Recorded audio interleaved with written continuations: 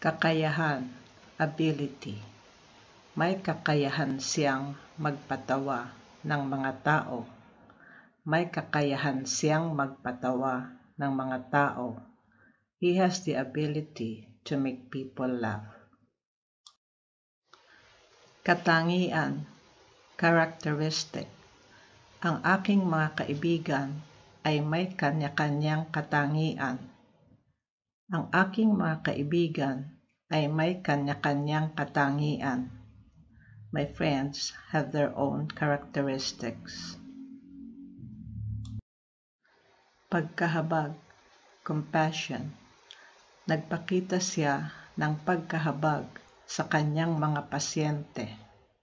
Nagpakita siya ng pagkahabag sa kanyang mga pasyente. She showed compassion to her patients. Sagabal, obstruction. Tinatanggal nila ang mga puno at iba pang mga sagabal sa kalsada. Tinatanggal nila ang mga puno at iba pang mga sagabal sa kalsada. They are removing trees and other obstructions from the road. Kahusayan, efficiency. Isinasagawa niya ang kanyang mga tungkulin ng may kahusayan. Isinasagawa niya ang kanyang mga tungkulin ng may kahusayan. He carries out his duties with efficiency. Pagsisikap, effort. Dapat kang maglagay ng higit na pagsisikap sa iyong trabaho. Dapat kang maglagay ng higit na pagsisikap sa iyong trabaho. You should put more effort into your work. Kawalan ng katiyakan, uncertainty.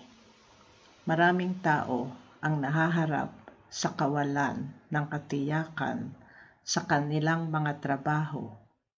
Maraming tao ang nahaharap sa kawalan ng katiyakan sa kanilang mga trabaho. A lot of people are facing uncertainty at work. Sigasig, enthusiasm. Ang sigasig ng guro ay nagbigay inspirasyon sa mga bata. Ang sigasig ng guro ay nagbigay inspirasyon sa mga bata. The teacher's enthusiasm inspired the kids. Kapakanan, welfare. Naisip niya ang kapakanan ng bata. Naisip niya ang kapakanan ng bata. She had the child welfare in mind. Tiyaga, perseverance. Dahil sa kanyang tiyaga, naging matagumpay siya. Dahil sa kanyang tiyaga, naging matagumpay siya.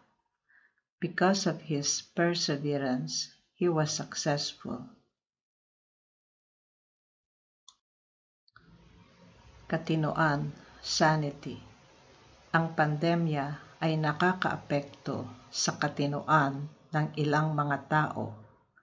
Ang pandemya ay nakakaapekto sa katinoan ng ilang mga tao.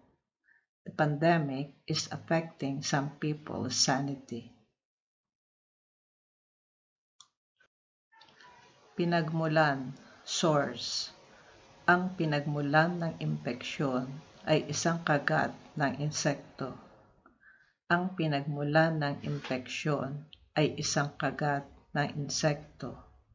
The source of the infection is an insect bite. Pangarap, dream. Natupad ang aking pangarap. Natupad ang aking pangarap. My dream came true. Thank you for watching.